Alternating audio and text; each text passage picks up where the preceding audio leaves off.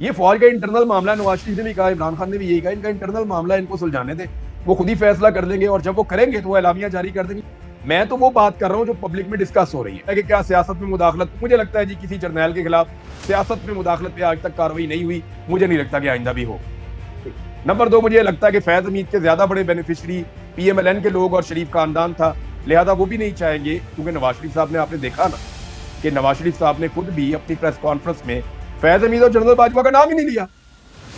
देखिए, मियां साहब बताना चाहते हैं कि मैं अच्छा बच्चा हूं। मियां साहब ने ये प्रेस कॉन्फ्रेंस करके अपनी जो रही सही थी ना वो भी खत्म कर दी। यानी अपनी बेटी के इक्तदार और अपने भाई के इक्तदार के लिए मियां साहब ने इतने बड़े बड़े कंप्रोमाइजेस किए हैं। और आज जब फैज हमीद गिरफ्तार हो गया, जनरल बाजवा पाकिस्तान में नहीं है, मियां नवाज शरीफ इन पाकिस्तान, तो नवाज शरीफ जो है वो अब स्टेटमेंट दे सकते हैं, आप बता सकते हैं कि इन दोनों ने नवाज शरीफ के खिलाफ क्या किया था या किस तरह किया था।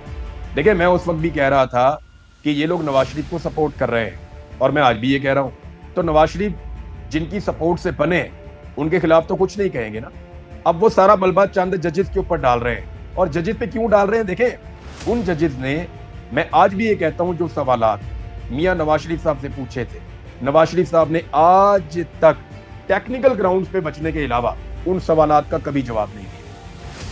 देखिए, नवाज शरीफ साहब खुद काम ऐसे कर रहे हैं कि लोग उनका नाम भूल जाएंगे। आप ये देखें ना कि ये 4 सहाफियों को बुला के प्रेस कॉन्फ्रेंस नहीं कर सकते, एक रिकॉर्डेड वीडियो जारी करते हैं, एडिट होती है, अप्रूवल लेते हैं, 2 घंटे लेट हो जाती है, उसके बाद इनकी प्रेस कॉन्फ्रेंस चलती है। पहले देखा जाता है, चेक किया जाता है, इसमें ऐसा कंटेंट तो कोई नहीं जा रहा जो नुकसानदेह हो या जो मर्जी के मुताबिक ना हो। तो ये तो जनाब प्रेस कॉन्फ्रेंस नहीं, कोई और ही चीज मुझे लग रही थी। एक नई तरह की इन्होंने प्रेस कॉन्फ्रेंस इजाद की है। यानी मुझे तो तरस आ रहा था उन सहाफियों के ऊपर जो दिन रात मियां नवाज शरीफ से उम्मीदें वाबस्ता करते हैं और उनसे, उनके बारे में कहते हैं कि नवाज शरीफ जैसा तो बंदा ही कोई नहीं है तगड़ा, नवाज शरीफ जैसा तो बंदा ही कोई नहीं है जमहूरी। मुझे तो उन बेचारे सहाफियों पे तरस आ रहा था, उनको भी मौका नहीं दिया कि वो एक सवाल कर ले मियां साहब से, क्योंकि मियां साहब डरे हुए हैं कि किसी ने अगर मेरे सामने यास्मीन राशिद का नाम ले लिया या मरियम नवाज के सामने मैर शराफत का नाम ले लिया तो हम फिर मुंह दिखाने के काबिल नहीं रहेंगे।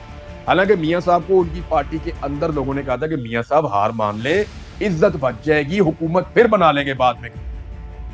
लेकिन मियां साहब ने कहा नहीं, मैंने तो हुकूमत बनानी है, अपनी बेटी को वजीर आला बनाना है, भाई को वजीर आजम बनाना है। बना दिया, पकड़ के पूरे पाकिस्तान की मंजी भी ठोक दी, कैबिनेट भी अपनी मर्जी से नहीं बना सके, IMF का बजट भी ला के मंजूर करवा दिया और बेड़ा गर्क कर दिया पाकिस्तान की मईशत का। अब तक 73 लाख पाकिस्तानी गुज़िश्ता 10 साल में पाकिस्तान छोड़ के चले गए। सिर्फ 11 लाख इमरान खान के 3.5 साल में गए हैं और 62 लाख नवाज शरीफ के 7 साल में गए। अब आप अंदाजा करें, इमरान खान के आधे वक्त में 11 लाख गए, नवाज शरीफ के दुगने वक्त में 62 लाख गए। कितना फर्क है। लोग मायूस हो जाते हैं जब ये आते हैं, इनकी शक्लें देख के लोग भागते हैं पाकिस्तान से। तो यार, फैसल वाडा साहब की प्रॉब्लम अपनी है। देखें, वो मेरा उनसे बड़ा अच्छा ताल्लुक रहा है, लेकिन फैसल वाडा साहब एक मखसूस ज़हनी कैफियत से गुजर रहे हैं। प्रॉब्लम ये है ना कि वो एक बड़े मकबूल आदमी थे, उन्होंने बड़ी पब्लिक के अंदर पॉपुलैरिटी इंजॉय की हुई है, जहां निकलते थे लोग नारे लगाते थे, हाथ मिलाते थे, तस्वीरें बनाते थे। अभी डर के मारे पब्लिक में जा नहीं सकते, बगैर सिक्योरिटी के बाहर निकल नहीं सकते, लोगों को मिल नहीं सकते, पाकिस्तान से बाहर भी जाएंगे तो पाकिस्तानी पसंद नहीं करते, ओवरसीज पाकिस्तानी भी, जो उन्होंने इमरान खान के साथ किया। तो फैसल वाडा साहब ने बड़ा स्मार्टली कोशिश करते हैं चीजों को करने की, लेकिन होता नहीं। देखिए, फैसल वाडा के चंद मैं आपको स्टेटमेंट याद दिलवाया था। इलेक्शन से पहले उन्होंने कहा था कि ये 10-15 सीटों की गेम है बस PTI की, यही कहा था ना। 180 सीटें उन्होंने जीती। उसके बाद फैसल वाडा साहब ने अगली बात क्या की थी? फैसल वाडा साहब ने अगली बात की थी कि जनाब 70-80% जितने आजाद जीतने वाले हैं ये सारे जाकर शामिल हो जाएंगे दूसरी जमातों में। कोई भी शामिल नहीं हुआ आजाद, 2% भी नहीं हुए। वो सारे के सारे PTI के साथ आज भी खड़े हैं।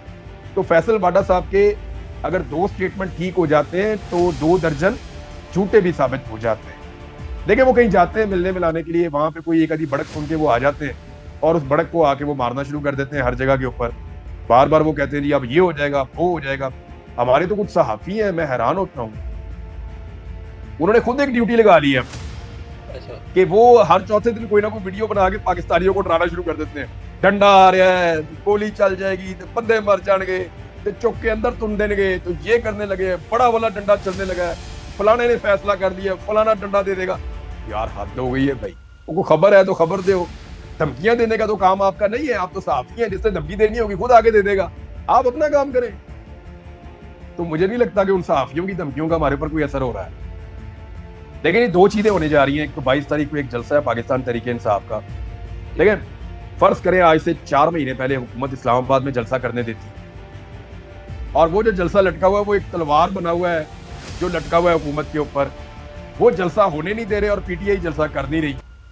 अब इसमें आप मुझे ये बताएं कि जलसे की परमिशन ना देना और उनका बार बार परमिशन मांगना, इसमें लूजर कौन? नवाज शरीफ साहब को मैंने एक बात कही थी कि आप यास्मीन राशिद से एक दफा इलेक्शन हार सकते थे, 8 और 9 फरवरी की दरमियानी रात। लेकिन मियां साहब आपने रोज हारना पसंद किया। अब आप रोज हारते हैं यास्मीन राशिद से। उस एक झूठी और जाली जीत के बाद आप रोजाना यास्मीन राशिद से हार। वो जब कैमरे के सामने आती है आप हार जाते, वो जब कहीं नजर आती है ऐसे करके आप हार जाते, वो जब कहीं से गुजरती है आप हार जाते हैं। जब आप नजर आते हैं आपके मत्थे पे लिखा हुआ है शिकस्त, तो मियां साहब आप एक दफा हार जाते इज्जत के साथ, लेकिन आपने रोजाना हारना पसंद किया। इसी तरह इज्जत के साथ पीटीआई को एक दफा जलसा कर लेने देते। अब हो ये रहा है कि 6 महीने से पीटीआई का जलसा ही हो रहा है, लाहौर में भी, कराची में भी, इस्लामाबाद में भी, वो रोजाना चल रहा है सोशल मीडिया पे और चलता जा रहा है। इनकी मैं अक्ल पे हैरान होता हूँ। ये ऐसे बेवकूफ हैं। एक पॉलिटिकल पार्टी को मकबूल करने में जितनी मेहनत इमरान खान के मुखालिफिन ने की है उतनी तो खुद इमरान खान ने नहीं की। अच्छा, लाहौर में एक ही बंदा इनका इलेक्शन जीता है, शहबाज शरीफ। वो एक सीट के ऊपर उन्होंने अरबों रुपया एक ही हल्के में लगा दिया था और वोटों को बड़ा मैनेज किया था, बड़ी गेम खेली थी। तो शहबाज शरीफ साहब ने उस दिन भी पूरा कंट्रोल रखा था। तो उन्होंने एक हल्का अपना लाहौर में, जो मेरी इतला है उसके मुताबिक, एक सीट उन्होंने जीती है, बाकी वो सारी सीटें हार गए लाहौर में। ये ओन चौधरी तो हद हो गई यार। वैसे नवाज शरीफ से ज्यादा वोट उसको पड़ गए यार, सवाल ही पैदा नहीं होता था। यानी ओन चौधरी लाहौर से इलेक्शन जीतेगा, वो भी मॉडल टाउन से। यार मॉडल टाउन से नवाज शरीफ, शहबाज शरीफ इलेक्शन नहीं जीत सके, ओन चौधरी ने आगे मॉडल टाउन से इलेक्शन जीत लिया। हद हो गई। वो क्या नाम है आपका इंफॉर्मेशन मिनिस्टर जो है तारड़, वो यार वो इलेक्शन जीत गया और उस जगह से इलेक्शन जीत गया जहां ये कभी सोच भी नहीं सकते थे। आपको पता वो तीसरे नंबर पे था। पहले नंबर पे पीटीआई का उम्मीदवार था, दूसरे पे बिलावल था, तीसरे पे वो था। उसको तीसरे से उठा के पहले पे लेके गए, बिलावल को तीसरे पे लेके गए और पीटीआई को दूसरे पे लेके आए। लेकिन बिलावल ने भी चुप करके खामोशी से यानी उसको मंजूर कर लिया, इसलिए कि वो बिलावल को आइडिया तो था कि मैं इलेक्शन तो हार गया हूँ। अगर वो पहले नंबर पे होता तो फिर बिलावल शायद शोर मचाते। नहीं, जाते जाते क्या, काजी साहब को मुझे लगता है मूड ही नहीं है जाने का। अभी तो एक एक करके बंदे पूरे तो हो रहे हैं। अभी एक और केस खुल गया है तांदरिया वाला का, गालिबन वो भी शायद पीएमएलएन को दे दिया जाएगा। तो पूरी कोशिश है कि नंबर पूरे किए जाएं। अगर 10 के करीब नंबर मजीद मिल जाते हैं तो फिर पीएमएलएन जो है वो इस पोजीशन में आ जाएगी कि काजी साहब को एक्सटेंशन दे दे। तो जब कोई बंदा हिसाब किताब नहीं दे रहा ना, तो उस वक्त मुझे लगा कि यानी मुझे कोई पूछेगा तो मैं तो सारा बताऊंगा कि भाई मेरे वालिद के पास कौन सी चीज कैसे है, अब मेरे वालदा के पास कैसे है, मेरे पास कैसे है, मेरी वाइफ के पास कैसे है, मैं बता दूंगा। इसमें प्रॉब्लम क्या है, मैं बता दूंगा, फौरन बता दूंगा। लेकिन काजी साहब अपने फैमिली का नहीं बता रहे थे, तो उस वक्त हमें वो सारा कुछ जो है वो शेकी लगता था। हमें लगता था यार ये ठीक नहीं है, और सदीक जान को भी यही लगता था। मैं बल्कि उन्हीं से पूछता था तो वो मुझे बताते थे कि यार काम ठीक नहीं है। लेकिन जब वो चीफ जस्टिस ऑफ पाकिस्तान बन गए तो अल्हम्दुलिल्लाह हमारी जो असेसमेंट थी उनके बारे में वो दुरुस्त साबित हुई, और हमारे जो दोस्त उनका बहुत नाम लेते थे, उनसे बहुत उम्मीदें उन्होंने लगाई थी। उन्होंने एक बुत तराशा हुआ था इंसाफ का देवता, वो जब चकनाचूर हुआ और वो पाश हुआ तो उन्हें काफी तकलीफ हुई। लेकिन अच्छी बात यह है कि उन्होंने बजाय इसके कि वो अपने मौके के ऊपर बिला वजह डट जाते, उन्होंने कहा नहीं, जो गलत था वो गलत था,